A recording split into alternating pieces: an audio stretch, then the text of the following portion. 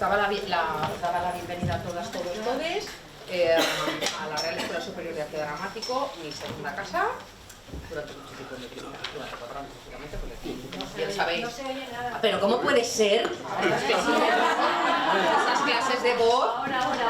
Mío, las eminencias que me dieron clase. Bueno. Buenas tardes a todos, bienvenidos a la RESAC.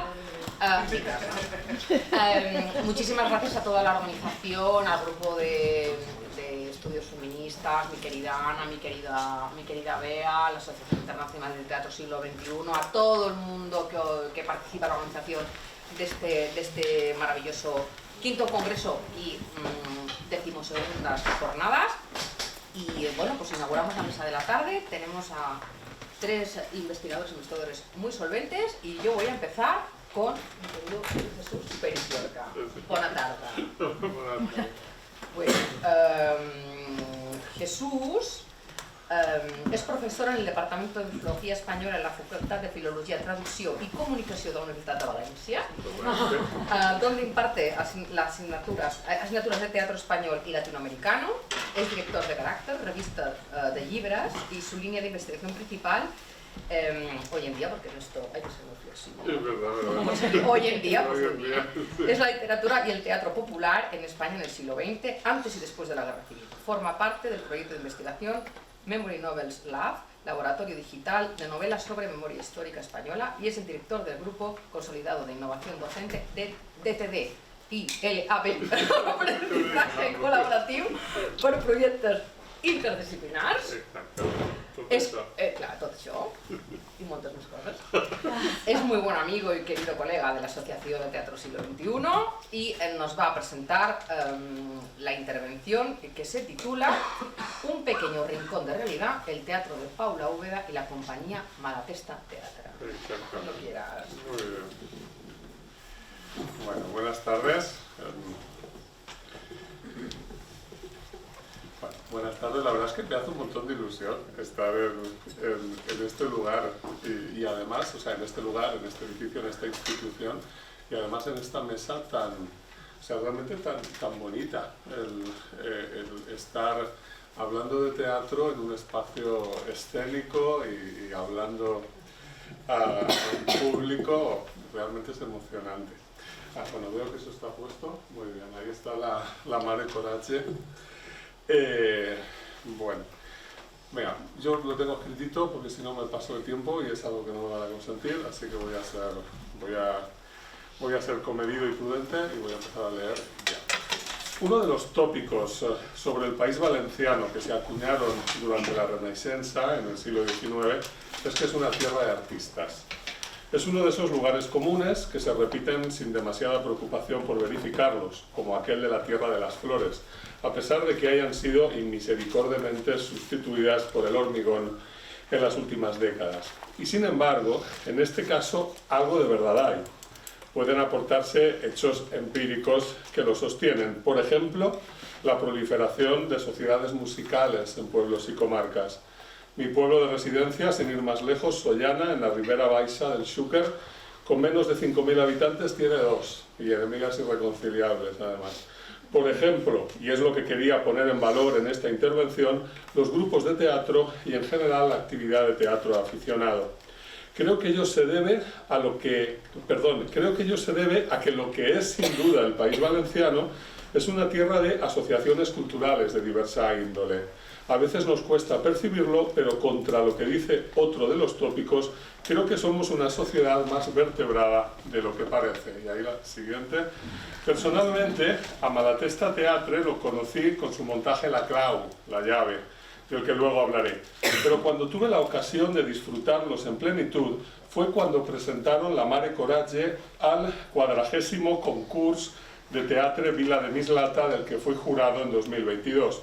En aquella ocasión lo ganaron todo, porque realmente se trataba de una propuesta excepcional, pero había otras también excelentes en aquella edición. Y la condición para poderse presentar era precisamente ser compañías de teatro amateurs. Y había de todo, grupos asociados a escuelas de teatro, grupos de asociaciones específicas de diversos municipios y también grupos asociados de una manera u otra a comisiones de fallas. Y ahí vendría exacto. En las primeras décadas del siglo XX, la fiesta de las fallas se convirtió en una especie de lugar de cruce de diversas tradiciones culturales percibidas en mayor o menor medida como identitarias y en riesgo de desaparición. Una de ellas fue el teatro en valenciano, particularmente el sainete, y muchas comisiones de fallas crearon cuadros artísticos que representaron anualmente en sus eventos piezas de repertorio u obras originales dentro de la tradición del sainete. Ello se mantuvo en el tiempo y en los años 70 algunas comisiones decidieron apostar por propuestas diferentes, más conectadas con la escena contemporánea. Como dato, decir que en 1972 nació el concurso de teatro de las Fallas de Valencia y que en su última edición han participado 49 comisiones. Se trata de propuestas muy diferentes, pero algunas de ellas con resultados excelentes que revelan el conocimiento de lenguajes dramáticos contemporáneos y la experiencia y competencia de la dirección escénica, muchas veces a cargo de egresados y egresadas de la Escuela Superior de Arte Dramático de Valencia. Por cierto, esa foto es de uno de los grupos y están caracterizados para representar les noces, es decir, las bodas, la obra de Bertolt Brecht, que era versión este grupo en concreto, que es de una falla, son muy valientes y lo hacen muy bien. Bueno, y decía, en otras poblaciones como Gandía, Alzira o Cullera existen también sus propios concursos. En resumen, y eso es lo que quería comenzar destacando, existe en el País Valenciano una sólida y densa red de grupos de teatro que hay que poner en valor, especialmente porque no siempre recibe el apoyo institucional que merecería. En ella trabajan profesionales con formación y competencia de tales, aunque no siempre lo puedan ser, que no solo la sostienen, sino que forman a su vez de manera también descentralizada a nuevas promociones. Por ejemplo, Paula Úbeda, el alma de Malatesta Teatre, actriz y dramaturga, se formó en la veterana Escuela Municipal de Teatro de Silla, en la comarca del Horta Sud. El primer montaje en el que participó fue La Carta, de la compañía L'Ultim Toc Teatre.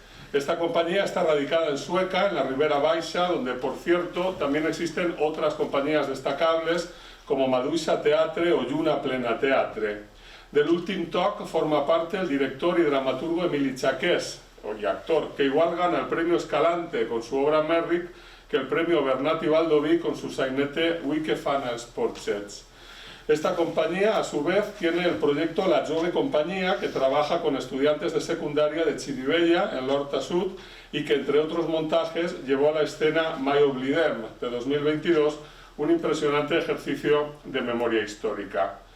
Malatesta Teatre, de hecho, tiene su sede en Algemesí, municipio de la Ribera Alta del Xúquer, y puede considerarse, en cierto modo, como una compañía nacida del L'Ultim Toc Teatre. En el año 2015, Paula Úbeda y José Sebastià, quienes serían los fundadores, participaron en el Festival Rusafa Escénica de la ciudad de Valencia con una pieza breve, La Carta, del mencionado Emili Chaqués, escrita a partir de testimonios reales sobre la Guerra Civil Española, testimonios y documentos, con la compañía L'Ultim Toc Teatre, que ahí detrás de mí debe estar Paula Úbeda, caracterizada en el personaje que interpretaba en ese montaje. Al finalizar el festival, como recuerda Paula Úbeda, y la cito, decidimos alargar esta pieza breve para iniciar una gira con más de 50 representaciones por toda la Comunidad Valenciana. Fue entonces cuando decidimos crear nuestra propia compañía de teatro. Desde ese momento hasta la actualidad han llevado a escena otros 5 montajes: Prets, El secreto de Luis, La Clau, La Mare Coratge y Maratzade, este último estrenado en 2024.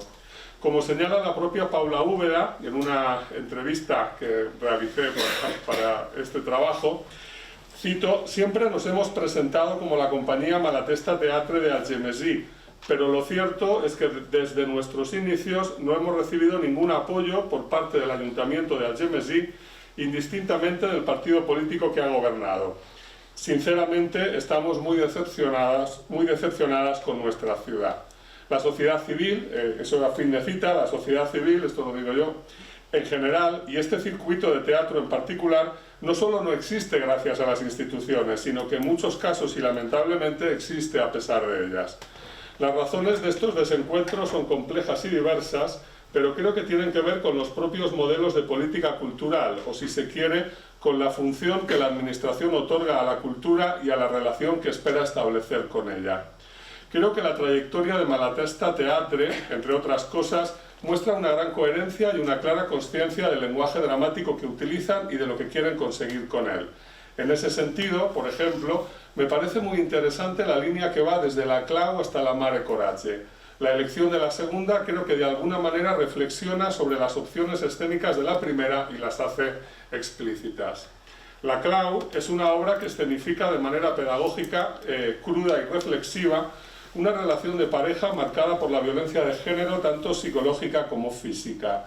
Como la propia compañía señala en la sinopsis, es el resultado de un proceso de documentación sobre casos reales de violencia. Sitúa en escena 3 personajes, 2 de los cuales son en realidad un desdoblamiento del mismo, son Carme y su conciencia. Los sucesivos cuadros van trazando la progresiva degradación de una relación de pareja que el público sabe desde el inicio que acabó trágicamente. Però què has fet, Carme? Ja estan así, massa tard. Es la primera réplica de la obra puesta en boca de la conciencia. Vemos cómo los gestos de él, que ya al principio hubieran podido alertarla de su carácter y que iban fijando claramente la estructura de la relación, eran tomados por ella como signos de amor. Ell sempre m'havia tractat com a una reina. No volia que eixir amb les meues amigues, ni que vestir amb minifaldilla, ni amb massa escot, perquè tenia por que alguna cosa dolenta em pogués passar, que algú em fes mal. Quan eixia al carrer, ell m'acompanyava y yo em sentia protegida. La conciencia, ahora, cuando ya es demasiado tarde, le ofrecerá otra perspectiva sobre aquellos tiempos. Potser t'enganes a tu mateixa. Sempre t'havia tractat com a una reina? Això és el que realment penses? No et senties protegida. Potser no era això i et senties privada de llibertat, empresonada, tan empresonada com pugues sentir-te ara així entre reixes. I és que tu no eres conscient que estaves sent una dona maltractada o no volies veure-ho. T'ho vaig intentar dir, no m'escoltaves, estaves completamente enamorada d'ell. Después irán entrando en el círculo vicioso de agresión, verbal primero, física después y cada vez más frecuente, y petición de perdón que se incrementará con la presencia del hijo.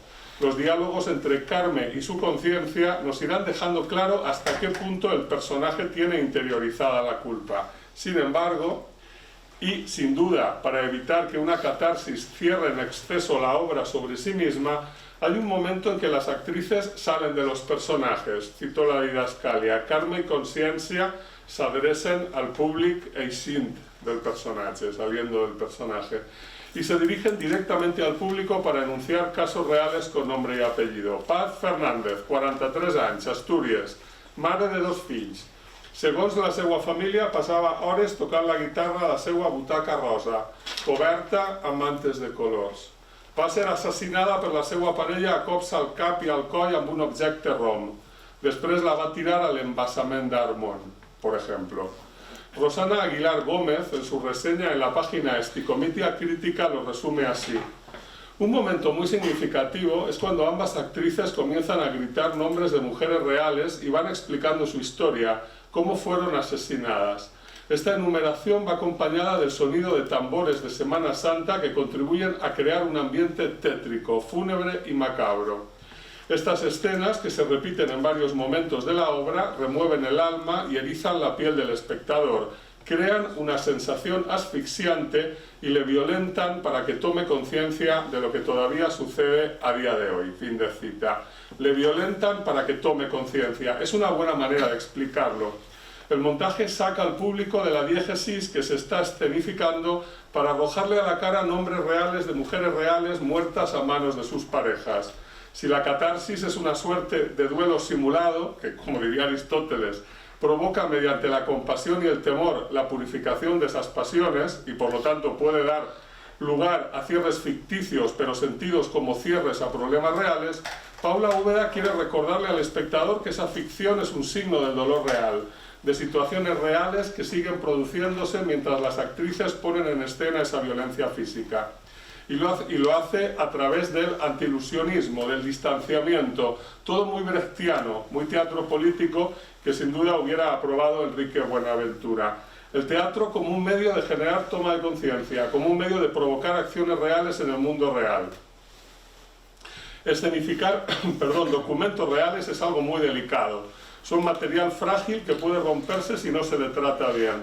El riesgo es que el documento, al devenir ficción, al devenir representación de sí mismo, sea neutralizado, genere el duelo simulado que reemplace al duelo real y contribuya a cerrar lo que necesita ser abierto para poder ser reparado.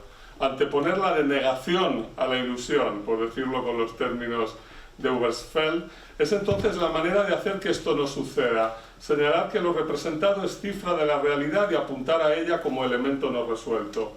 Malatesta Teatre no sucumbe al espejismo ingenuo de la inmediatez del testimonio, no cae en esa tentación, reflexiona sobre los medios expresivos y eso es lo que vuelve efectiva y valiosa su propuesta. Eso, claro, y la excelente interpretación de Teresa Yasser y Rocío Chico, la sutil iluminación a cargo de Víctor Antón y el paisaje sonoro de José Sebastià, que incluye la canción La puñalada de Gorka Capel. Ello permite llegar al final sobrecogidos, sobrecogidas, a esa revelación de que Carmen ha sido una Medea involuntaria y enajenada, a esa constatación de que la cadena de violencias alcanza a los hijos. La revelación final bloquea la identificación, aumenta la incomodidad y la transforma en piedad. Lo ficticio duele y queda. La obra consigue representar así lo irremediable, poner en escena la herida y dejarla abierta. Por eso es absolutamente lógico que el montaje siguiente fuera la adaptación nada menos que de La Mare Coraggio, el paso del teatro documental a la épica brechtiana, porque constituye un paso adelante en esta reflexión sobre las representaciones escénicas y los medios de generar tomas de conciencia. En esta ocasión se trataba de un montaje más ambicioso escénicamente, con hasta 8 actrices en escena y un reparto compuesto íntegramente por mujeres. Esta fue la propuesta que presentaron al concurso Vila de Mislata, antes mencionado, y en el que ganaron todo lo ganable. Mejor obra, mejor estética de conjunto, mejor dirección y mejor actriz. Estos dos últimos reconocimientos específicamente para Paula Úbeda. Y es que no era para menos. Lo merecía la labor de las actrices, la impecable dirección, que no solo encontró el tono actorial, sino que compuso escenas visualmente muy potentes, y la espectacular puesta en escena con mención especial otra vez para la iluminación, a cargo de Víctor Antón y José Sebastià.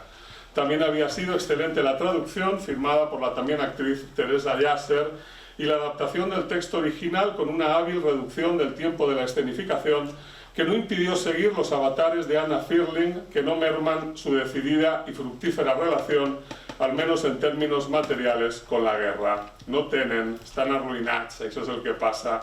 S'estan empassant les seues pròpies entranyes.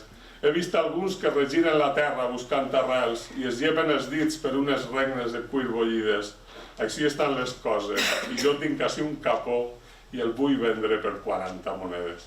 Tampoco impidió, todo lo contrario, que la perspectiva ideológica que la obra incluye y la reflexión que propone llegaran intactas y actualizadas al público popular del Teatre del Centre Cultural Carmen Albor de Mislata. Lo volveré a explicar citando la reseña publicada en Sticomitia Crítica, firmada esta vez por Belén Llussar, porque lo sintetiza muy bien. No dejamos de encontrar, cito, elementos desautomatizadores, múltiples apelaciones al público, ya desde la presencia de un narrador, bailes como transición entre escenas, la música que parece difuminarse entre diegética y extradiegética, monólogos en los que los demás personajes ejercen de eco o conciencia, la evidencia de que todas las actrices son mujeres y que en más de una ocasión interpretan varios papeles, o incluso la aparición de un esqueleto disfrazado en la representación del entierro del mariscal. Esta ruptura con lo verosímil lleva a que los espectadores no abandonemos nuestro papel de observadores conscientes, críticos ante lo que se nos presenta. Fin de cita. De eso exactamente se trataba. Y de eso en general trata el teatro de Malatesta Teatre. En palabras de la propia Paula Úbeda, nuestra propuesta dramática se define por la conexión profunda con la realidad, ya sea a través de testimonios reales o de eventos históricos que dejan huella, Creemos en el poder del teatro como un espacio de reflexión y emoción donde las historias cobran vida para resonar en el espectador, cierro cita. Y por cierto, desde esa posición incorporan el feminismo explícitamente como punto de vista y vuelvo a citar a Úbeda. A través de nuestras obras buscamos no solo contar historias, sino también cuestionar las estructuras sociales y culturales que perpetúan la desigualdad. Creemos que el teatro es una herramienta poderosa para fomentar la reflexión y el cambio, y en este sentido, en ocasiones, abrazamos el feminismo como un camino para promover la equidad, la justicia y la empatía hacia todas las personas, y cierro cita. Como también hemos comprobado, el feminismo, entonces, no solo se extiende a los temas planteados, sino también a la puesta en escena, al trazado inequívoco del lugar de enunciación.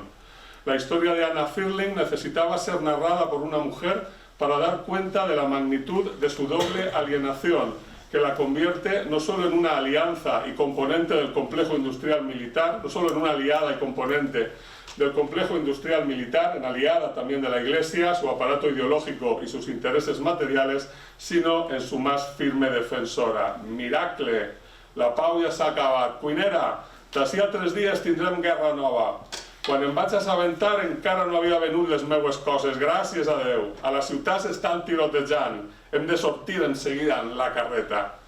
La pérdida de sus propios hijos e hijas, todas, también interpretados por actrices en este montaje, como hemos visto, su propia soledad no parecen ser otra cosa entonces que daños colaterales inevitables y asumibles.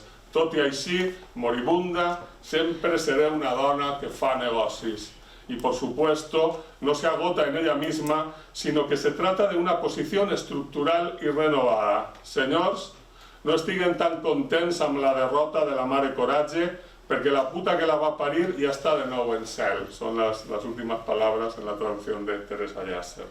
Por cierto, y abro paréntesis, he citado 2 reseñas publicadas en Sticomitia Crítica y creo que es un buen momento para presentarla. Se trata de una página web nacida de las clases de teatro contemporáneo en el grado y máster en estudios hispánicos de la Universidad de Valencia, actualmente integrada en el DTDI Lab, laboratorio vinculado a su vez a la revista Diablo Texto Digital y en el proyecto de innovación docente que lo sostiene.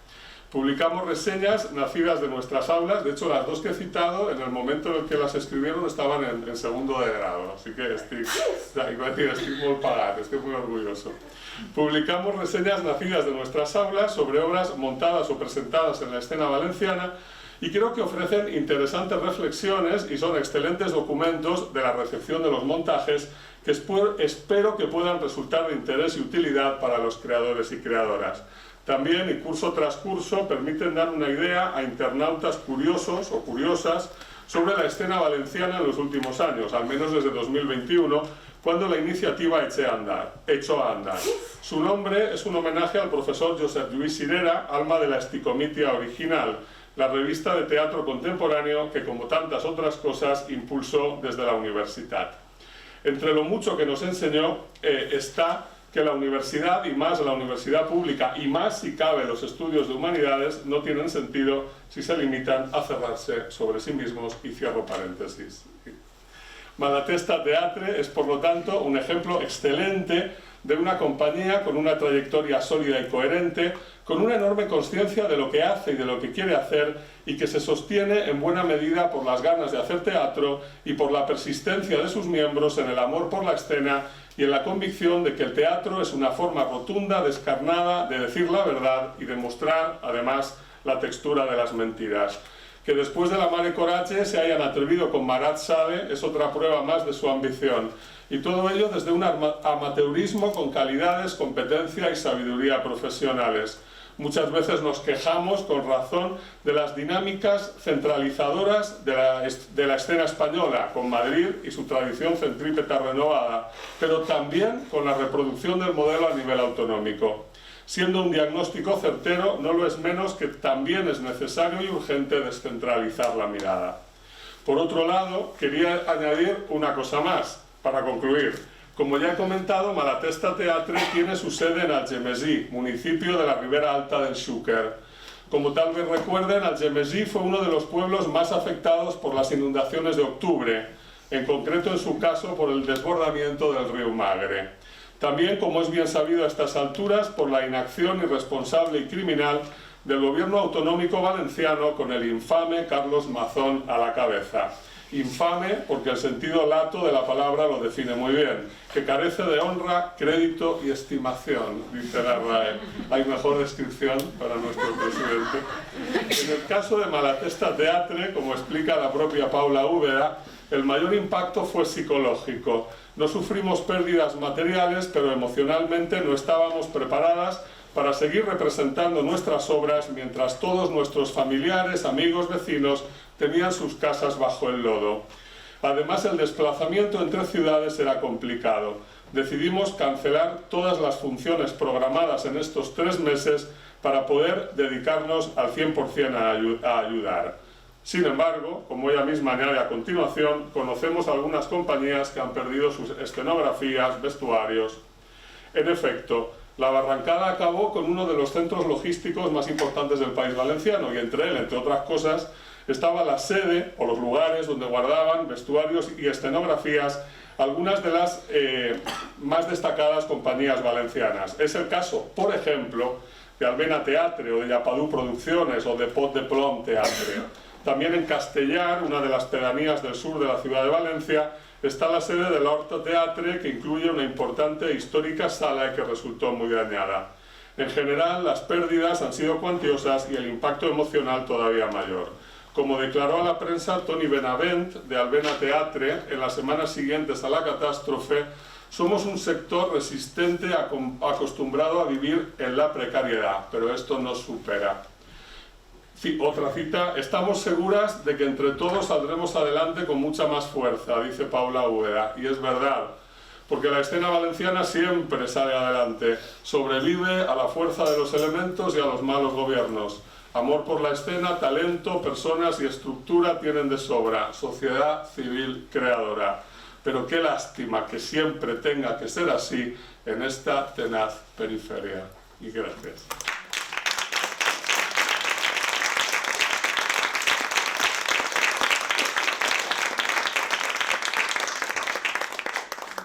Gracias, Jesús, por tu recorrido, ¿no? de Malatesta. También yo creo que gracias en nombre de la asociación por recordarnos a Josep Isidera y su labor y seguir con este comité, una de las muchas, ¿no? Muchas labores que él contribuyó a poner en marcha, y viva la RAE. Bueno, pues seguimos ahora. Vamos a presentar a Natasha Estefan García. Natasha es graduada en Periodismo y Humanidades por la Universidad Carlos III de Madrid. También es máster en Lengua y Literatura Españolas Actuales por esa misma universidad y es premio de máster, ¿no? Mejor expediente. Está realizando la tesis doctoral en esa universidad, en el programa de Humanidades, y actualmente, aparte de sus labores de investigación, se dedica a la enseñanza de secundaria y es crítica teatral en la revista especializada El Pequeño Espectador. Natasha nos va a presentar su comunicación Romper el zapatito de cristal, la mujer y lo femenino en el delirio y la princesa de Paulina Díaz. Cuando quieras.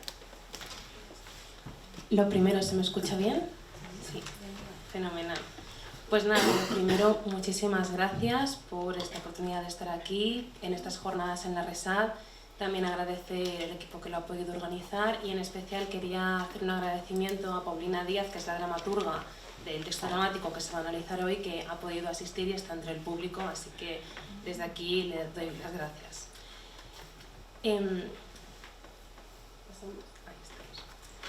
A la hora de hablar de este texto dramático, escrito por Paulina Díaz, llevado a los estrenos por primera vez en España en la Sala Zaharte en septiembre de 2021 de la mano de la compañía La Rabiosa Teatro, en este sentido es importante destacar que Díaz parte de arquetipos propios de los cuentos clásicos de la tradición oral, digamos de los cuentos de hadas clásicos, y también lo fusiona con las versiones Disney que quizá conocemos dentro del mundo contemporáneo con mayor popularidad. A partir de esta ficción, a partir de esta idea, ella elabora una reinterpretación propia dramática del concepto de princesa, del concepto de mujer, sacando a la luz en un tono crítico las implicaciones semánticas, culturales de los estereotipos femeninos que acompañan a la mujer en una síntesis de humor y terror. En este sentido, la obra nos sitúa en un mundo collage actualizado, en el que los cuentos comparten universo, todas las princesas parecen compartir el mismo sitio donde viven, y sin embargo está ubicado en un mundo real, está ubicado en nuestra actualidad, digamos, en la España actual. La acción comienza con la despedida de soltera de Cenicienta, que ya mayor, con varios hijos a cargo, y después de un divorcio por un matrimonio fallido, sigue viviendo con su madrastra y está pues esperando a las princesas para hacer la despedida de soltera. Entonces, vuelvo a repetir, partimos de esta idea de una ficción, de cuento de hadas, que se refleja sobre todo, denuncia realidades que son sociales y que forman parte de nuestra realidad como tal. Entramos un poquito en la contextualización. En este sentido, estamos, como he dicho, ubicados en España. Antes de adentrarnos en la trama, en las problemáticas que Díaz resulta conveniente analizar el discurso que crea este espacio y que le da forma. Resulta relevante que esta contextualización se hace a través de un producto que utiliza un lenguaje sencillo, cercano, coloquial y que además emplea los exabruptos o digamos un lenguaje un poco más malsonante, pero con una intencionalidad clara de transicionar entre el humor y el terror. El discurso presenta puntualizaciones específicas que son concretas, pero también marcas propias de variedades del lenguaje para ubicar la escena, como hemos dicho, en una España actual, pero que también puede inferirse a nivel pragmático por diferentes cuestiones. Por ejemplo, variedades lingüísticas del español, como puede ser el español de España o el español de Chile.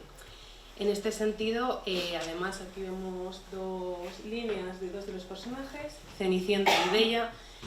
Por ejemplo, vemos que podemos inferir que estamos en una sociedad actual sin necesidad de que se mencione específicamente, porque hay relación con redes sociales, aplicaciones, hablan por ejemplo de WhatsApp, ¿no? Pues te ve diferente en la foto de WhatsApp. También, además, ahí menciona personajes conocidos dentro de la cultura popular española, como pueden ser Belén Esteban o Leticia Sabater, en un tono jocoso. Y luego también tenemos que ver... Ahí estamos. Hay una gran reinterpretación del cuento y, como digo, también se crean paralelismos muy interesantes entre, digamos, diferentes términos. Por ejemplo, hablamos de cuento, pero también en un momento se habla de la telenovela, ¿no? Es como que hacemos una especie de paralelismo entre cuento y telenovela por los diferentes puntos que tienen en común. Y también en este caso es interesante porque el príncipe de Cenicienta en esta ocasión no es un príncipe, es un futbolista. Y creo que también es interesante porque vemos también este paralelismo. Una historia que parece de cuento, que parece ficcional, pero que realmente podemos encontrar en la vida real. Si quizá Cenicienta no iba al castillo buscando un baile, pasarlo bien y se enamoraba a la primera vista, pues quizá ahora en una discoteca VIP con un futbolista, esa situación también se puede plantear y creo que es una forma de acercar el cuento a la realidad y de contextualizarlo bien. Dicho esto, paso a analizar brevemente cada uno de los personajes.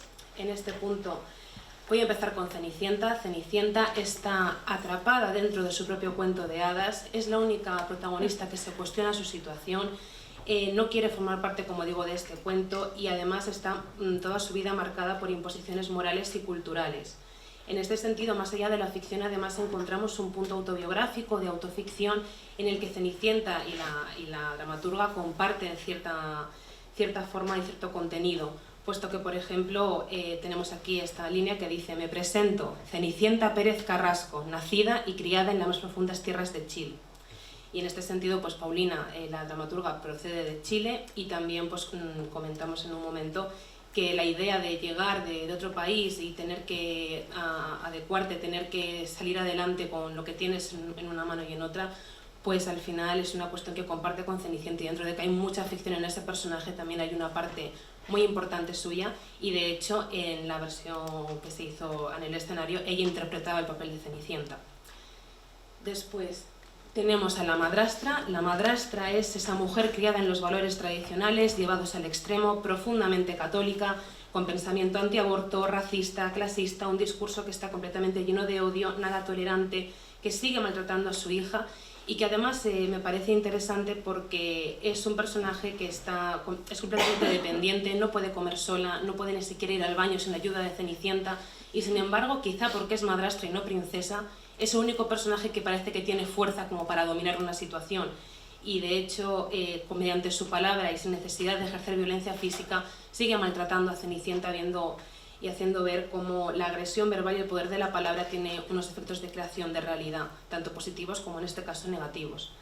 Menciono simplemente una de sus líneas, que creo que encarna bastante bien esta idea. En la humanidad no existe la justicia, porque Dios es justo. Él manda y ama demasiado. Que viva Dios, que viva el rey, que viva España, viva el patriarcado, joder. Seguimos con Bella, que es la amiga de Cenicienta. Ella refleja el miedo a envejecer, la necesidad imperiosa de encajar en un canon de belleza cada vez más irreal. Operada una y otra vez buscando encajar en ese patrón de normatividad y belleza, la describen como plástica. Resignada a vivir una vida de cuento, justifica en varias ocasiones situaciones vejatorias de maltrato psicológico y físico que vive con su marido y que veremos más adelante. También además hace referencia a la rivalidad entre mujeres y a esa necesidad de encajar en ese patrón, como hemos dicho antes. Bella, dice: así es la envidia, mi bebé. A las princesas nos crían para odiarnos entre nosotras. Primero somos amigas, pero en cualquier momento somos rivales.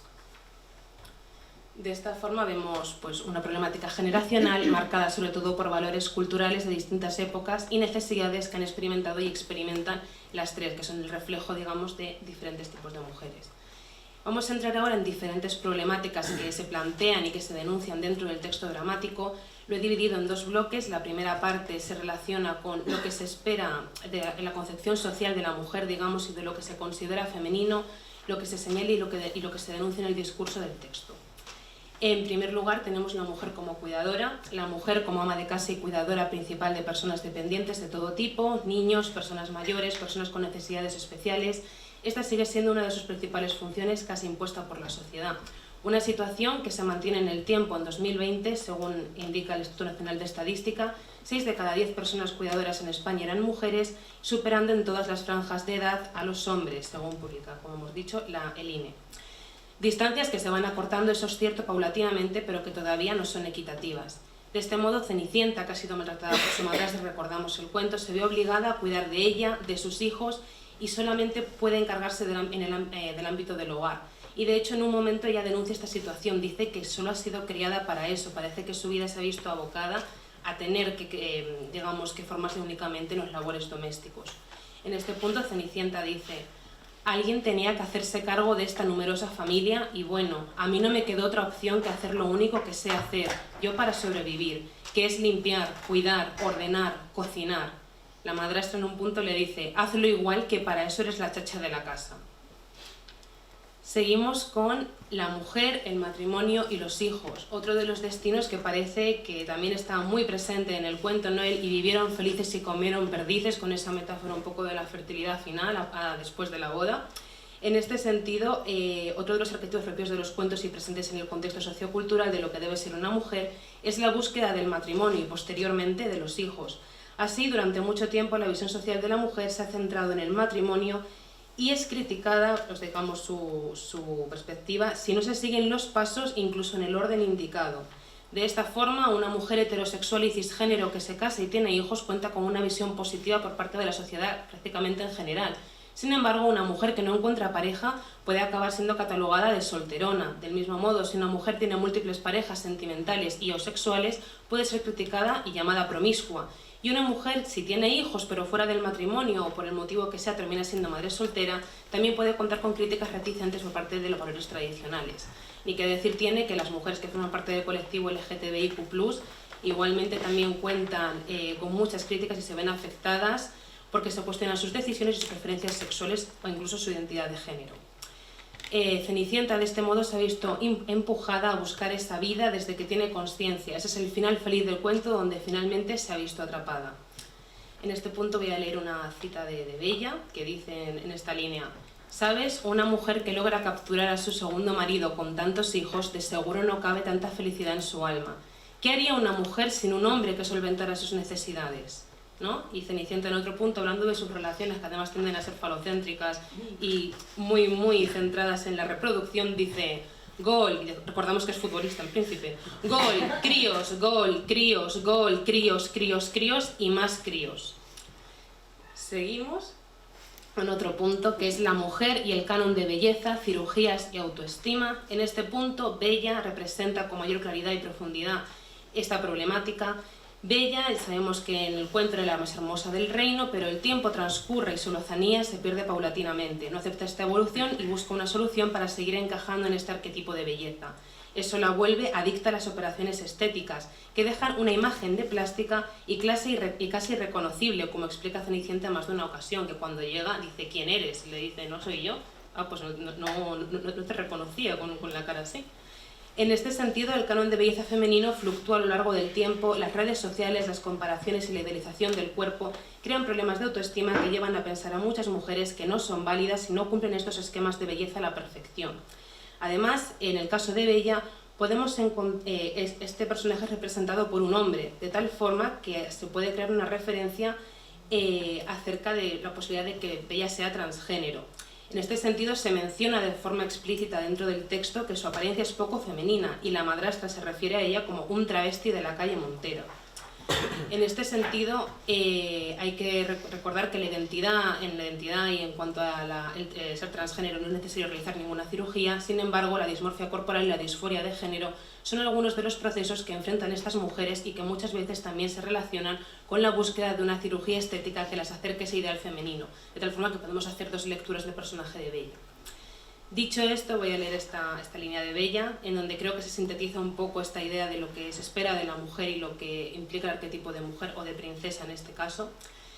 Dice Bella: es mal visto que una mujer se empareje con alguien económicamente inferior a ella, bueno, hablando todas, o una mujer más alta que su hombre, tan brutal como una mujer con las uñas cortas, tan brutal como una mujer gorda, tan brutal como una mujer pelúa, tan brutal como una mujer con celulitis, tan asqueroso como una mujer sin hijos, tan repugnante como una mujer abortiva.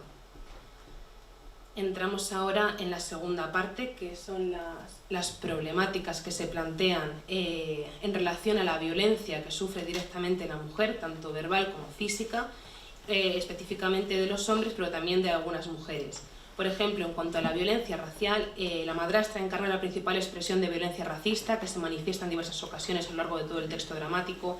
Este racismo se vuelca sobre las personas negras y latinoamericanas. Por un lado, el trato hacia las personas negras resulta masificador, eliminando la humanidad y la identidad de los individuos, anulándolos a todos en un concepto que resuena en muchos titulares de medios y partidos conservadores y que podemos encontrar a día de hoy, casi con una idea de marea. Dice la madrastra: hay inmigrantes por todas partes, levantas una piedra y te salta un negro, nos invaden por tierra, por mar, por todas partes, se quieren cargar España. Un discurso que creo que no nos resulta tan fantasioso porque lo escuchamos bastante a menudo, tanto en los medios, como hemos dicho, como por políticos de ultraderecha. Además, a Cenicienta, a la que se llama Panchita de forma despectiva en más de una ocasión, también atacan duramente a otro personaje, Pocahontas, que si bien es un personaje histórico y no forma parte de los cuentos de la tradición oral, sí lo hace de la denominada colección de princesas Disney, por lo que comparte un universo teatral y tiene lógica que puedan hablar de ella dentro de este espacio. Ataques raciales que critican su color de piel, su físico y que sea una mujer emprendedora que logra ganarse la vida sin recurrir a un hombre. Así se menosprecia su trabajo y se ridiculiza. También hay una representación acerca de la violencia que sufren las mujeres que pertenecen a la comunidad LGBTIQ+. En este caso es cierto que se centra sobre todo en dos puntos, que son la transfobia que hemos comentado antes con Bella, y donde la elección de actores también resulta muy significativa, puesto que pese a que la obra se centra en la vida de 3 mujeres, de los 3 actores, 2 son hombres. Una elección intencional y bidireccional, puesto que la madrastra, que como hemos visto antes critica a las personas transexuales debido a la apariencia de Bella, está encarnada por un hombre, pese a ser un personaje heterosexual y cisgénero dentro de la ficción. Además, también denota este personaje, la madrastra, desconocimiento y confusión entre términos tan distintos como travesti, transexual o transgénero. Un desconocimiento que provoca daño en muchas personas que forman parte de esta comunidad. Por su parte, la bisexualidad también es atacada de forma específica y con dureza durante la conversación, especialmente por Bella, que hace referencia a múltiples estereotipos infundados que acompañan al colectivo, en especial una supuesta promiscuidad y además una preferencia sexual que relaciona con desviaciones psicológicas motivadas por experiencias sexuales traumáticas. Dice la Bella, bueno, dicen todas, la bisexualidad, y dice Bella, ¡Qué espanto! Ahí ves tú lo caliente que es. No le bastó con encamarse con todos los hombres, también tiene que encamarse con las mujeres. Buena para la polla, buena para la almeja. Una mujer así es una golosa insaciable. Debe tener un problema psicológico esta bitch. Yo creo que la violaron cuando niña, porque a las que violan les termina gustando. Aprovechando esta cita, entro ahora a hablar de otra cuestión que se denuncia dentro del texto, que es la pederastia y el discurso antiaborto. Es otra de las situaciones a las que se hace referencia, y es la violencia sexual que se ejerce sobre el cuerpo de la mujer en su niñez. En este caso, Cenicienta hace referencia a una experiencia traumática en la que un familiar abusó sexualmente de ella cuando tenía 12 años, y pese a que pidió ayuda, contándoselo, en este caso a su madrastra, no solo la silenció y la acusó de calumniar a su tío, sino que la obligó a continuar con el embarazo, ensalzando un discurso antiaborto bastante actual y marcado por los valores religiosos que afecta de forma directa a muchas mujeres. Dicen en esta conversación entre Cenicienta y la madrastra: lo dije porque lo hizo. ¿Cuándo? Cuando tenía 12 años lo hizo. 12 años tenía yo cuando él hizo lo que hizo. Calumnias, lo que ha tenido que sufrir por culpa de tus calumnias. Yo no sé nada. Lo sabe. Yo nunca vi nada. Usted lo vio todo. Usted me obligó a tener ese hijo. Yo en realidad no quería tenerlo. Yo quería... Silencio, no pronuncies esa sucia palabra. Asesina, asesina. Por último, en este ámbito, vamos a hablar directamente de violencia de género. Se denuncian actos concretos de violencia de género en el ámbito de pareja, algunas monógamas, otras abiertas de modo unilateral. Experiencias y relatos que afectan a las princesas en el terreno de la ficción, pero que también podemos encontrar en la prensa nacional e internacional con facilidad, por desgracia. En concreto destacan la situación de la Sirenita, a la que intenta asesinar su pareja sentimental prendiéndole fuego y termina encerrándola para que no pueda salir ya que ha sobrevivido al intento de asesinato. Y sobre todo de Bella, que en un inicio defiende las actitudes tóxicas de su pareja, siguiendo argumentos propios de relaciones monógamas con valores muy tradicionales, que están presentes con claridad en los cuentos: ser posesión de tu amado o de tu amada, que los celos sean muestra de afecto, entre otros. Así, conforme sigue la conversación y ella se desinhibe, ayudada por el consumo de drogas y alcohol en parte, pero también por el poder abrirse con ellas hablando, termina reconociendo que su pareja ejerce violencia física y psicológica sobre ella, desde insultos e improperios a prohibirle trabajar o obligarle a mantener prácticas sexuales con terceros en las que ella no se siente cómoda, y si se niega a ejercer violencia para que obedezca. Así voy a leer tres de las líneas que dice Bella y que me parece que en las que se ve muy bien este cambio. Sí, debo reconocer que a veces nos peleamos, se pone un poco agresivo, me insulta, después pienso y reflexiono y me doy cuenta de que es por amor, porque me cuida, me protege. Me obliga a tener sexo con él y con uno de sus amigotes de turno, y si me resisto, me golpea hasta dejarme inconsciente. Marcus no me deja trabajar porque no le gusta. Marcus no me deja salir con amigas porque dice que todas son unas prostitutas.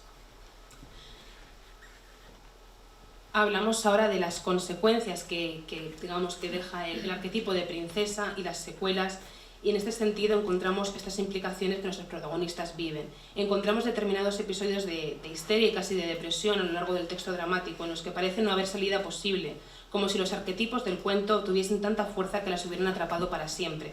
Sin embargo, la dramaturga marca una vía de escape, una transición de princesa a bruja. Los valores que presenta la princesa se relacionan normalmente dentro del canon de los cuentos de hadas con la sumisión de la mujer, los roles de género, la pérdida de control, la normatividad de los cánones. Por el contrario, las brujas son poderosas, quedan exentas de cumplir cánones de belleza, viven su vida al margen de los preceptos sociales, son independientes y no tienen la necesidad de formar una familia si es que no quieren. Si bien Bella y la madrastra no logran salir de esos preceptos, Cenicienta conforma un camino que vamos entreviendo a lo largo de todo el texto. Por ejemplo, cuando está cocinando y menciona los ingredientes y la forma que tiene de cocinar, ¿no? Despellejando con alas de murciélago que pueden recordar a las brujas. También la idea del veneno, elemento que numerosas brujas utilizan en los cuentos de hadas para atacar a las princesas, como la ponzoña del uso de la roca de la Bella Durmiente o la manzana de Blancanieves, son elementos asociados tradicionalmente a la mujer y que emplea Cenicienta en un momento del texto dramático.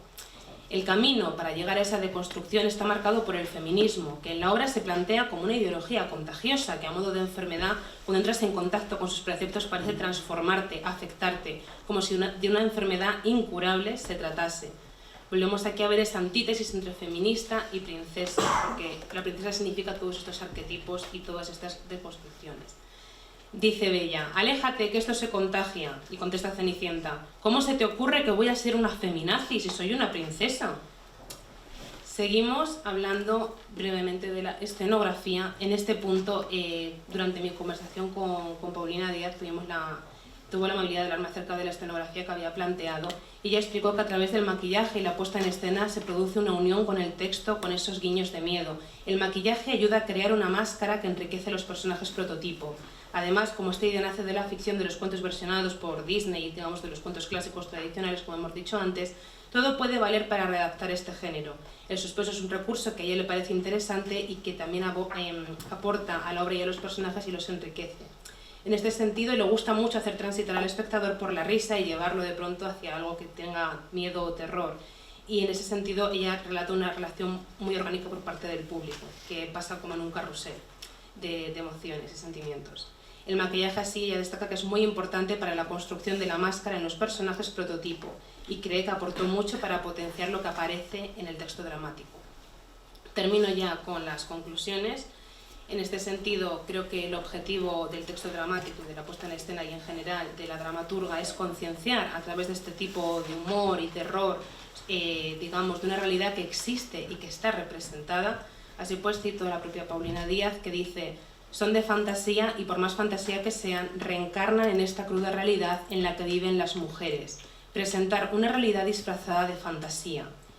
Esa transformación que tiene Cenicienta al final me parece que es esa deconstrucción y esa reconstrucción de su pensamiento y su salida del cuento que implica ser una mujer libre. Y quiero finalizar mi ponencia con esta cita de Cenicienta, que dice: yo quiero reformularlo todo. Este será el hechizo más grande que pueda vivenciar la humanidad. Si las princesas no vienen a mí, yo iré a ellas. Saldré de aquí y atraparé a todas las princesas que siguen sentadas en sus castillos. Crearé heroínas de verdad. Todo arderá. Tomaré las cenizas, las tiraré a la tierra, regaré con abundante agua y algún día florecerán. Algún día comenzará una nueva vida para ellas. Dejo atrás la princesa que fui. Una bruja ha entrado en mí. Volaré en mi escoba y todo renacerá. Muchas gracias.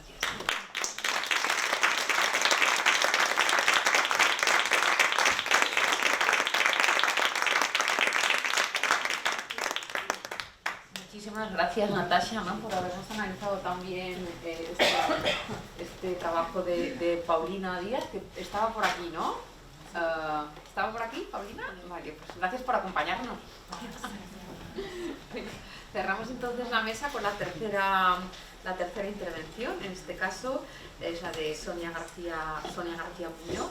Sonia es graduada en Humanidades por la Universidad Carlos III de Madrid y es máster por la Universidad Internacional de La Rioja. Actualmente forma parte del programa de formación de personal investigador en la Universidad de Santiago de Compostela, en el contexto y en el marco del proyecto de investigación Teatro sin Teatro, Teoría y Práctica del no actor en la escena española contemporánea, o Performa 3, y nos va a presentar su intervención, Ponerlo para recuperarlo.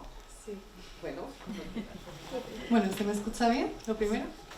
Bueno, gracias a todos por estar aquí, y a todas, y a todes. Yo creo que de lo que voy a hablar lo hemos tocado, por no decir todas, en casi todas las ponencias que hemos hecho, y espero poder aportar una visión parecida, pero a la vez muy diferente en este tema. Ponerlo para recuperarlo, un título que a priori no dice nada. Bueno, a lo mejor a nosotros sí, pero no sabemos lo que ponemos ni lo que recuperamos. Esta elipsis no es algo casual, es una invitación para empujarnos a la reflexión sobre la base original sobre la que desarrollamos no solo esta ponencia, sino también las performances, que es el cuerpo. Cuando pensamos en el cuerpo, cada uno de nosotros nos vendrá diferentes cosas a la cabeza. Algunas ideas pueden ser similares, otras diferentes. ¿Y cuál es el arjé? ¿Cuál es el alucinante de todo esto? Vivimos en un mundo en que nos incita a aspirar a un ideal corporal, prácticamente inalcanzable, en el que evitamos pensar sobre lo que tenemos o somos, hacemos o transmitimos. Para comprender una gran parte de las performances de la Ribot y de Elena Córdoba presentadas en esta ponencia, primero es necesario hacer una previa reflexión sobre el cuerpo, sobre cómo lo comprendemos y vemos. Partimos de la base de que los humanos traducimos la vida en códigos comprensibles. Por ello, todo el mundo debe de pasar por un proceso de socialización del cuerpo, el cual está configurado por la educación recibida, a través de procesos de identificación. Por ende, si se establecen formas de control biopolíticas sobre nuestro cuerpo, en consecuencia, dichas formas de control se trasladan al mundo. Pues como señala Jean-Marie Vibrant, toda política se impone mediante la violencia, la coerción y la opresión del cuerpo. Al ser este el vector semántico mediante el cual nos relacionamos con el mundo y al estar la corporalidad construida socialmente, el cuerpo tiene una gran carga simbólica que nosotros, con nuestros ojos educados, no somos capaces de descodificar la totalidad de lo que proyectamos y hacemos, sin realizar una acción consciente que nos saque de nuestra zona de confort y nos incite a pensar.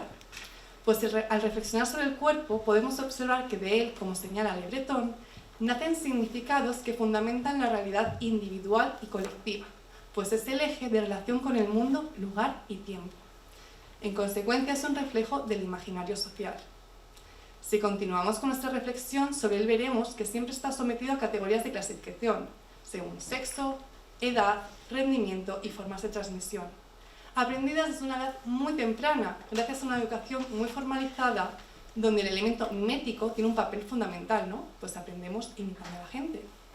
Es necesario sumarle que, generalmente, se nos olvida que la memoria de una comunidad humana no solo está recogida en las tradiciones orales escritas, mucho más tangibles, sino que también está presente en las habilidades corporales. Esto lo cita Breton y hoy lo hemos podido ver en las ponencias anteriores, que se han ido transmitiendo transgeneracionalmente, por lo que, de manera inconsciente, cuando performamos nuestra cotidianidad con nuestro cuerpo, estamos reproduciendo conductas mucho más antiguas de lo que pensamos. Hay un inconsciente educado en nuestra forma de ver y entender e interpretar el cuerpo. Toda interacción sigue un sistema de códigos basado en un sistema de espera y reciprocidad. En cada interacción se condensan formas de vida propias de la cultura individual, que están inscritas en el cuerpo testigo, el cual no es el que experimentó originalmente la intención de la experiencia del acontecer urbano, sino es un eslabón en la cadena de impresiones, resistencias y elaboraciones que proporcionan la profundidad temporal del testimonio, su legitimidad y credibilidad. Se trata de un cuerpo resiliente, como dice Lorente. Pero, ¿qué pasa cuando sustraemos un cuerpo de su ocultismo bajo cientos de capas sociales? ¿Qué pasa si rompemos con todo lo aprendido previamente? ¿Qué pasa si rompemos con las expectativas del sistema de espera y reciprocidad y lo mostramos al mundo tal y como es, como hacen las no actrices La Ribot y Elena Córdoba? Edward T. Hall investiga sobre la proxémica y nos revela la incomodidad que genera el cuerpo cuando pierde su capacidad de apoyo comunicativo, al encontrarse fuera de determinadas costumbres sociales, pues al no seguir dichas normas de supresión, por no conocerlas o decidir deliberadamente ignorarlas, sale de su ocultismo, hasta adquirir un relieve que no pasa desapercibido. Y al mostrarse tal y como es, ¿qué pasa? Nos molesta. Pues la etiqueta corporal evita la naturalidad y cuando no se sigue crea una incomodidad, ya que el cuerpo deja de estar diluido en toda esta familiaridad de símbolos. A esto hay que sumarle que el individuo es quien controla la imagen que ofrece a los demás, y es que no debe cometer errores. En las performances de Ribot y Elena Córdoba veremos cómo la proxémica pone el foco en el cuerpo, que se va desnudando de todas las cargas sociales impuestas, hasta verlo totalmente desvelado. A través de dichas actuaciones descubrimos la fragilidad, la vulnerabilidad del humano, lo cual choca contra el cuerpo glorioso biopolitizado. Así llegamos a la conclusión de que el cuerpo, tal y como define Foucault, tiene una fuerte carga política. Esta está reflejada en torno a toda la organización que se despliega en torno a él y deja una huella y un discurso determinado, por lo que la corporalidad no es solo un cuerpo, sino que también son las acciones que se realizan con él. Es una construcción personal, un objeto transitorio y manipulable que puede ser sujeto de infinitas metamorfosis de acuerdo con los deseos del individuo. En el caso de las performances, basándose en esta idea, su cuerpo se convierte en un soporte de expresión y a través de él construyen y deconstruyen las normas de sociabilización del cuerpo, lo desvelan mostrándolo tal y como es. Pero esto es muy importante, no nos puede llevar a caer en la dicotomía dualista sujeto-cuerpo, porque el cuerpo no está habitado, el cuerpo está habitado, ya caigo yo, por dicho sujeto. Durkheim enuncia que el cuerpo es un factor de individuación que se emplea para dividir en vez de para aglutinar. Es la frontera entre yo y el resto.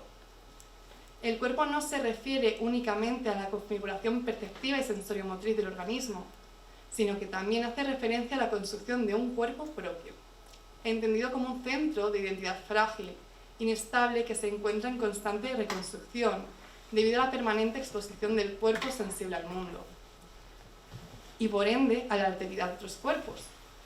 Las performances buscan dejar de hacer el cuerpo un lugar de exclusión para convertirlo en un punto de inclusión, un aglutinante de lo humano, que sirva para entenderlo a sí mismo y a las emociones.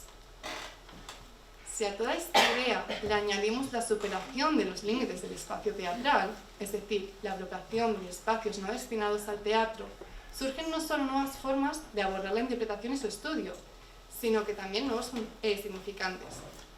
Junto a que las performances tienen una fuerte intención de provocar y contener un significado político, surge el principio práctico de poner el cuerpo, que, como señala nuestro querido Eduardo Pérez Rasilla, constituye un acto de libertad. Este poner el cuerpo, tal y como lo hacen la Ribot y Elena Córdoba en este caso, se convierte en una nueva práctica, en un acto de resistencia, puesto que si la nueva forma de sometimiento es a través de este, la única forma de romperlo es provocar un giro ontológico, subvertir el significado dado para redefinirlo. Pues al estar dentro de una sociedad que padece la mercantilización de la cultura y en consecuencia en muchos casos su consumo ciego, va a ser necesario que se salga de las formas tradicionales escénicas para crear una brecha y así dar lugar a un nuevo espacio que permita nuevas formas de expresión y recepción. Por ello, el hecho de poner el cuerpo como acto de libertad para lograr la resignificación del mismo es necesario, ya sea para normalizar el acceso a este y transformarlo, como hace la Ribot, o para naturalizarlo y volver a la esencia, como hace Elena Córdoba. Ambas artistas parten de una idea común, la efemeridad del acontecimiento de la danza, y a través de sus propuestas podemos ver dos formas diferentes, pero a la vez muy similares, sobre todo gracias a la repetición de patrones cinéticos que focalizan nuestra atención en el trabajo del cuerpo, en el esfuerzo y el desfallecimiento, cosas que normalmente no vemos, de redescubrir el cuerpo y así rehumanizarlo. La Ribot sitúa el cuerpo en el espacio, ya sea convirtiendo elementos del atrezo en el elenco o sacando sus proyectos fuera del espacio teatral, como en Escala Humana, celebrada en 2022 en el Espacio Alcalá. Esto, en primer lugar, permite la ruptura con las jerarquías teatrales, situando al actor, no actor-espectador, en el mismo lugar, e incluso llegando a intercambiar sus roles, dando así lugar a una performance delegada. Podría decirse que sigue la idea de hacer para comprender. Pues hace que el espectador, de manera inicialmente inconsciente, participemos y al tomar conciencia ya estemos inscritos dentro de este espectáculo. Observamos, somos observados, nos retroalimentamos, hacemos. Todos nos encontramos dentro del escenario. Con esta premisa no solo saca el cuerpo del elenco del ocultismo, sino que también el de sus espectadores, generando situaciones de incomodidad, como sería sufrir el escrutinio de las miradas. Un elemento bastante constante en sus performances son los desnudos. Vistos en la cultura occidental, entendemos el desnudo como un estado y no como un acontecimiento, como señalaba Gambel, por lo que este está recubierto de un significado sociocultural, el tabú. Pues el cuerpo desnudo no es aceptable, pero mucho menos el femenino. Al llevar el desnudo a un espectáculo, esto adquiere un nuevo significado. Sí, nos puede producir un sinfín de sensaciones, pero situarlo dentro de la performance en un espacio público, nosotras, como espectadores actores, vamos a comenzar a preguntarnos sobre el origen de estas sensaciones. Incluso a lo mejor dejamos de ver el desnudo como un estado y comenzamos a verlo como un acontecimiento, al estar tan absortos en descifrar el significado de lo que estamos viendo. La Ribot, a través de sus exhibiciones, pone en manifiesto la importancia del cuerpo, su fragilidad, fortaleza, naturalidad, alejada del ideal del cuerpo perfecto. Tan solo muestra un cuerpo funcional, que es el de una bailarina, empleada como herramienta. En sus palabras, con sus obras pretende normalizar el acceso al cuerpo y del acceso a su transformación, a su pensamiento, a la acción del cuerpo, a la acción compartida por muchos, otros que tienen las mismas características que nosotros mismos. Por ejemplo, en la performance La Bola, muestra la evolución y transformación de los bailarines a través de la exposición de una danza. Estos están en constante movimiento, cambio, ya sea poniéndose, quitándose ropa, empleando diferentes elementos. Son en una acción inexorable. Tú estás en el medio y te tienes que unir o mover. Es una metáfora de la vida y la muerte. Desde diferentes enfoques trata de normalizar el acceso del cuerpo. Un acceso que curiosamente se nos ha negado o nos lo hemos negado. El espectáculo striptease es a través de una metáfora nos muestra lo complicado que es llegar al cuerpo oculto tras de infinitas capas de ropa y normas sociales. Además, tras este acto se esconde el mayor paradigma de nuestra relación con la desnudez, que como señala Agamben es su imposibilidad. Se encuentra en constante estado de desnudamiento, que parece que es eterno, hasta que finalmente descubre, y cuando ya está desnuda, la corporalidad y la sexualidad toman consciencia plena. Consciente de la inherente fragilidad humana, la cual tratamos de ocultar porque mostrarla significaría asumir que somos humanos y por ende vulnerables, como dice Agamben, y lo sencillo que es modificar el comportamiento en un espacio muy pequeño, como sería este, decide crear otra obra que se llama The Laughing Hall, una protesta política en el que el cuerpo y unos carteles de cartón son la base de la protesta. No sé si sabéis la diferencia entre la risa y el llanto, que están a un simple paso, ¿no? Pues mediante resbalones, caídas y una incesante risa, las actrices van pegando los carteles durante 6 horas. Por todas las paredes. Sí, la risa, que generalmente es motivo de alegría y dicha, aquí causa incomodidad, pues la risa fácilmente se confunde con el llanto. Y al igual que la política, muchas veces socialmente banalizada y frivolizada, también se vuelve motivo de desgracias y lamentos. Asimismo, al ser una pieza de tan larga duración, también muestra el desgaste y cansancio de los bailarines en la obra. Mientras que Elena Córdoba basa su danza en el pensamiento y la observación detallada del cuerpo. A través de la atenta observación del más mínimo detalle y atenta al suceso incluso más niño, ha ido creando un trabajo hasta llegar a un espacio indistinto entre el cuerpo y lo físico, hasta lograr un cuerpo imbuido por la danza que conquista el tiempo, y este se mide en el cuerpo. En su última etapa, Elena Córdoba busca volver al interior del cuerpo, hacia el sentimiento y ahonda en la espiritualidad. Cuando hay una sinergia de cuerpos, estos se retroalimentan y reciben las experiencias físicas de otro. A través de su trabajo, la coreógrafa presenta los cuerpos a través de la doble condición objeto-sujeto. Sitúa al intérprete ante la mirada del espectador. Lo transforma en una instalación en la medida que lo expone, mientras mantiene la subjetividad propia del ejecutante. Su historia reflejada en el cuerpo. Elena Córdoba parte de lo esencial de cada persona y todo fluye a través de ella. Es una experiencia muy profunda. Las bailarinas son quienes sostienen la experiencia, pero es el espectador quien aporta su imaginario. La mayor parte de la obra de Elena es un descubrimiento de la piel, en el que se abandona la representación a favor de la presentación, en el cual no hay filtros ni estándares. Hay un reconocimiento total del cuerpo, inscrito en una temporalidad. No se ocultan los defectos. Se reconocen todas las imperfecciones y carencias, o bueno, lo que nosotros consideramos como tal.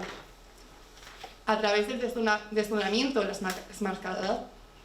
enmascaración de los cuerpos, provocan en el espectador extrañamiento, para que se detenga a reflexionar en su propio cuerpo y su situación en la sociedad, remontándose hasta lo más primigenio. Por ejemplo, en Silencio, los bailarines hacen una coreografía haciendo de animales y hombres, lo que permite ver el carácter animal subyacente bajo la condición humana y el grado real de adaptación del individuo al mundo civilizado, que son adiestramiento, obediencia y disciplina. En cambio, en su obra Anatomía Poética pretende poetizar la estructura interna del cuerpo, en palabras de la coreógrafa. Como no puedo enseñar mi interior, como ni siquiera puedo verlo, voy a trabajar con mis danzas para dibujar en el exterior de mi cuerpo, en lo que tú puedes mirar, las funciones y los movimientos de mi adentro.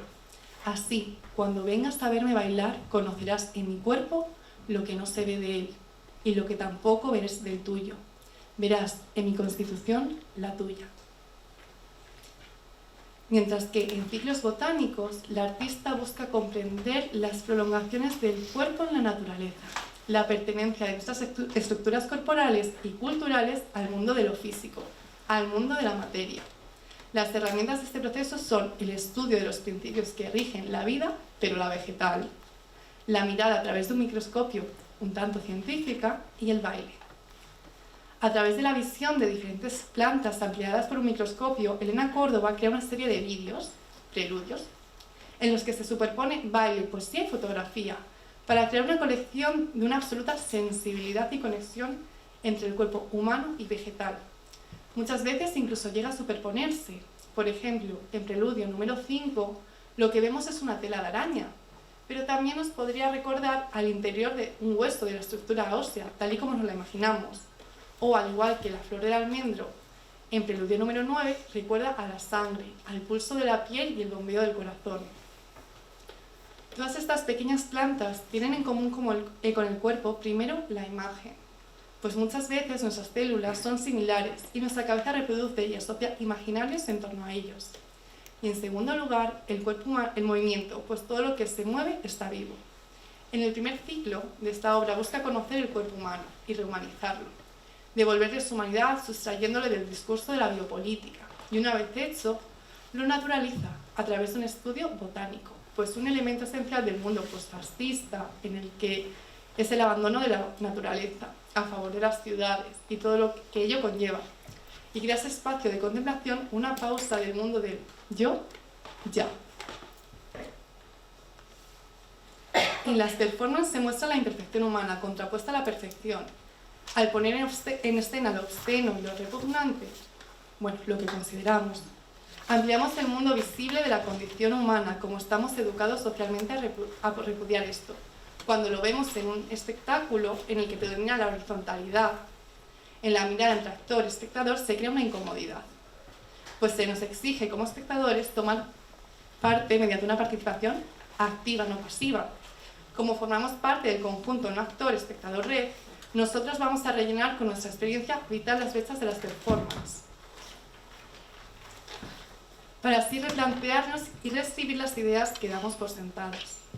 Al mostrar este cuerpo tal y como se muestra la imperfección corporal, lo que permite sacar la vulnerabilidad humana. El proceso mismo de creación de esas dos artistas poco a poco se transforma en sentencia. Estas mujeres, al poner el cuerpo como forma de protesta política, crean un espacio de contemplación en el que se busca igualar el yo con el resto, dentro de una categoría no delimitante, que es la humana. Gracias a que crean un locus fracturado habitado por la constante tensión entre conceptos antagónicos, en el que se permiten otras formas de expresión y se amplía lo perceptible, se produce la búsqueda del cuerpo y del reconocimiento y aceptación de lo humano, pero también una búsqueda de la identidad. El emplear el cuerpo como protesta en contra de la igualación de todas las formas de vida y de todos los cuerpos, lo que conlleva a la pérdida del contacto de consigo mismo y la aniquilación de la intimidad a favor de la penetración mercantil, no es solo una fuerte protesta política en contra de la mercantilización de lo inmercantilizable, sino que también es la búsqueda del cuerpo propio, de la definición respecto a nosotros mismos, y también un lugar para los bailarines que se definen a sí mismos. Asimismo, la recuperación del cuerpo femenino a través de las performances significa dar un paso hacia adelante por la igualación política de la mujer. Y ya estaría.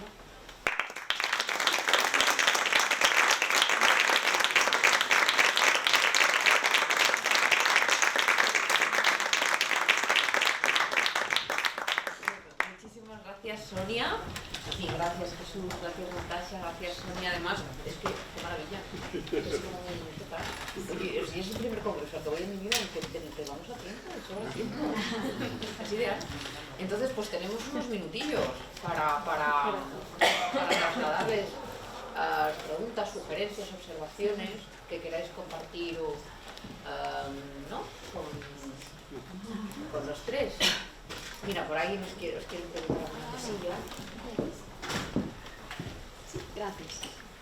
Era para Sonia una duda. Que dijiste al principio de la ponencia que la Ribot y Elena Córdoba que era un ejemplo de no actores.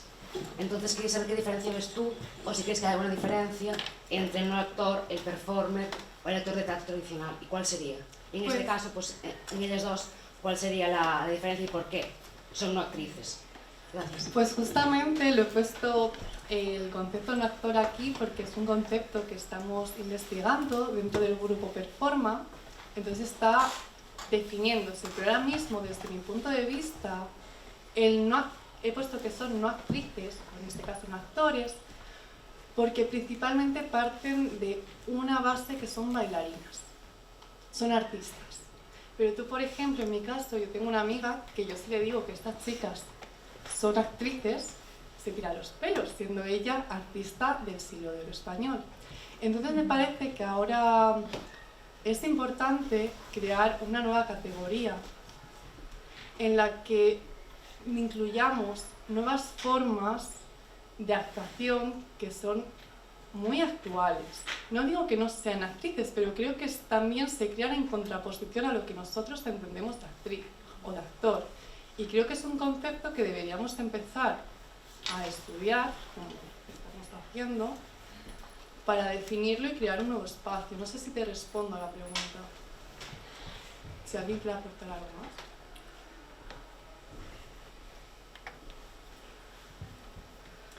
Hola, era para Sonia también. Es que estaba pensando, porque ayer hablábamos, haciendo de los corrillos que se montan fuera, sobre bueno, el teatro cuerpo, ¿no? y algunos tipos de teatro que parece que, bueno, parecen que están hechos para un público determinado también, ¿no? Como que no es tanto a pie de calle, ¿no? De un público más general, digamos, ¿no? Que no lo podrían entender. Y me surge una reflexión que llevo tiempo, ¿no? Dándole vueltas. Pero cuando hablabas de la Ribot, ¿no? De Elena, lo del cuerpo como, bueno, como resiliencia o mostrar el desnudo, ¿no? Que se lleva haciendo muchos años, ¿no? Me venía como el estudio de Óscar Cornago hace mucho tiempo con Éticas del Cuerpo y pensaba si no está esto ya como muy pasado, ¿sabes? Como que está tan visto que claro, ¿cómo se puede contar desde otro punto? O no sé, me parece como que está muy contado. Es la reflexión que me parecía, que me aparecía, ¿no? Bueno, por decirla en alto. No, sí. Para el tipo de público que va a ver este espectáculo, que por supuesto, si haces esto en mitad de la plaza de la Puerta del Sol, pues sí es revolucionario, pero que en este tipo de montajes, ¿no? O este tipo de artistas, claro, es un estilo también, ¿no? Que se repite. Pero que, bueno, eso, no una reflexión. No sé qué piensas. Pues, a ver, yo creo que sí, puede ser algo que está bastante contado, pero al final, para mí, cada cuerpo es un mundo. Yo, aparte de tener la formación que tengo, soy profesora de yoga, entonces tengo el placer y la fortuna de poder experimentar no solo con mi cuerpo, sino que cuando doy clase, con los cuerpos de otras personas. Entonces yo me encuentro con cosas que aparentemente pues para mí ya estarían muy trabajadas, muy trilladas, pero para una persona que acaba de empezar, que a lo mejor ya lo ha hecho, como lo tiene tan interiorizado, se le olvida. Entonces, ¿puede estar pasado? Sí. ¿Que ello le quita validez? No, porque al final creo que si seguimos, y hay veces que no nos paramos a pensar de dónde venimos, o lo que hacemos, o en el trabajo con el cuerpo, cosas tan sencillas, pues creo que al final también vemos un poco el objetivo. No sé qué piensas. No lo sé, yo es una reflexión que tengo abierta, Sí. No tengo una respuesta, no lo sé. No sé, es una sensación, ¿no? Para mí está trillado. O sea, no sé responder. O sea, es una pregunta abierta que dejo ahí. Invito a más gente a Gracias. participar en esta pregunta.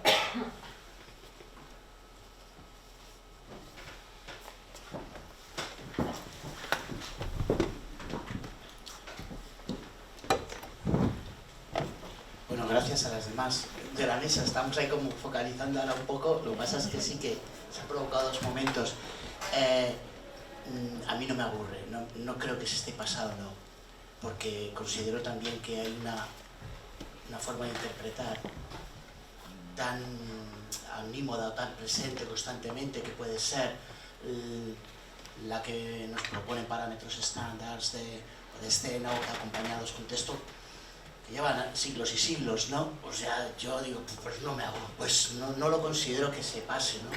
En relación quizás a la otra pregunta y conectando con esta otra, a mí siempre me ha gustado usar actantes, ¿no?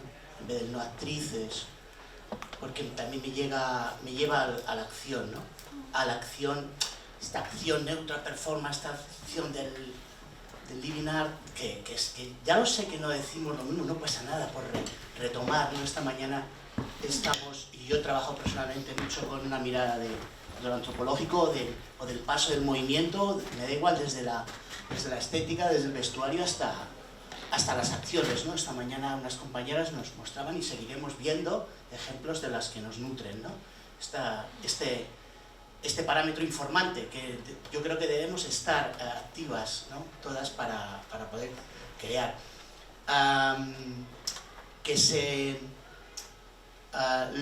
Yo tengo la sensación que inclusive todavía con Elena Córdoba o con Ribot o yo qué sé, o bueno, Olga, hay algunas personas, o fíjate, si te pones a ver el trabajo que lo saca muy esporádicamente, o Mónica Valenciano, que hace 1 año y medio sacó otra nueva propuesta, pues vemos unos tipos de movimientos, unos tipos de acciones que tengo la sensación que nos separamos de ellas porque no tenemos quizás el valor de ir a contactar o ir a ese límite que también has hablado un poquito de lo físico cuando se muestra. Bueno, Marina Otero, cuando muestra esta fisicidad, para mí lo más importante es la piel. Empiezo yo desde la piel como límite físico, ¿no? Inclusive hasta de tatuaje, ¿no? A mí, cuando inclusive veo un personaje tatuado, lo que sea, a mí me da otro código, no a mí. El caso es que ese es el límite el que entramos o no entramos. Cuando entramos con texto, fundamentalmente, hay un razonamiento que ya nos depura, nos filtra, nos cuida, nos suponemos que... Pero bueno, me vuelvo a preguntar, ¿no? ¿Cuándo estamos más pro a la hora de ver acciones, a la hora de ver actitudes de movimiento y construcción de poética, de espacio, a otro tipo de representación más estándar? Gracias. Gracias a ti.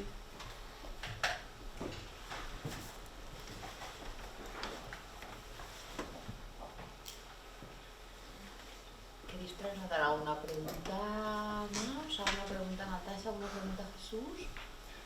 Pues mira, seguro que me ayudáis a acordar de un montaje de es que no me acuerdo del título, pero seguro que lo habéis visto alguien pero bueno, no nos acordamos entre todos, pero que yo lo vi hace ya, no me acuerdo, antes de la pandemia, que era un montaje en el que había como unos carteles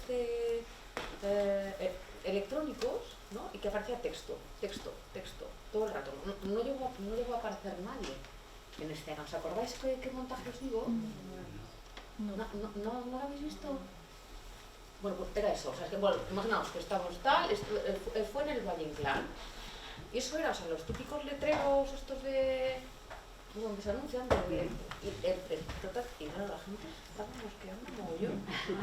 Es que bla, hora y media, y a mí me pareció, porque era la tensión de esperar la entrada de un cuerpo que nunca llega. Y me pareció fantástica.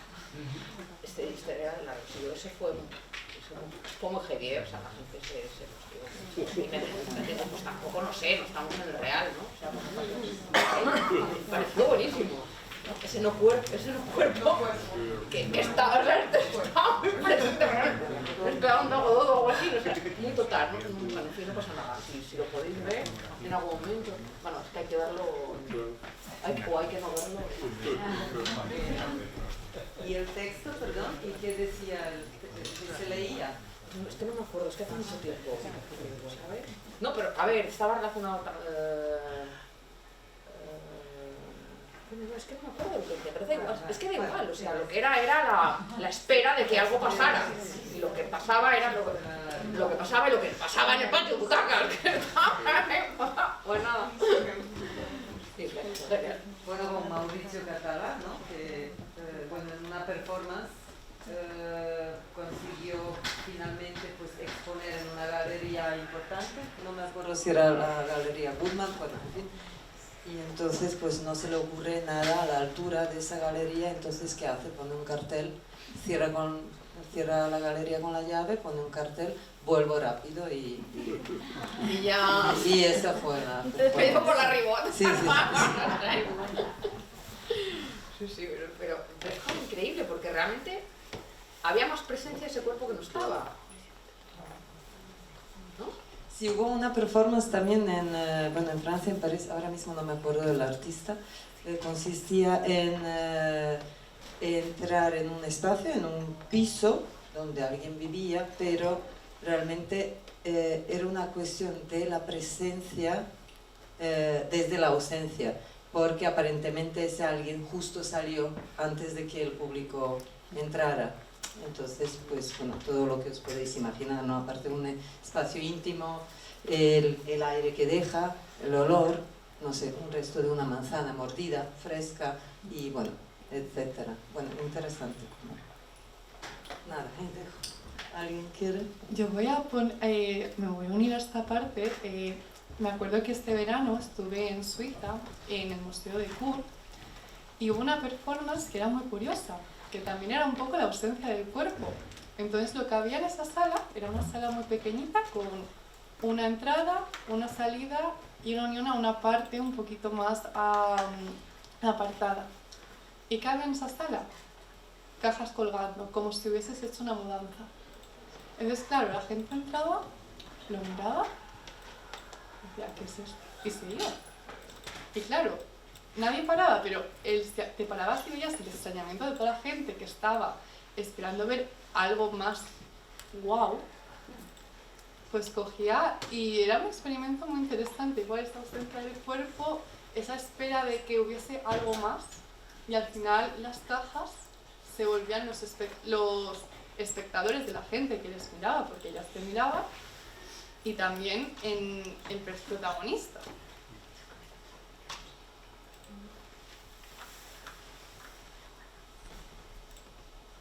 ¿Alguna cosa más queréis compartir? ¿Queréis que comentemos una cosa? Ya estamos, pero si nos quedan 20 minutos, eso es un desastre. No. ¿Ah, no? Ay, por Dios, ¿y qué hora es? Ah, tenemos que hacer pausa. ¿Oís, no? ¿Queréis descansar? Sí. Venga. Nos vemos en un ratito. ¿A qué hora tenemos esto? ¿A las 6? En 20 minutitos tenemos la asamblea, ¿verdad? Venga. Pues muchísimas gracias por la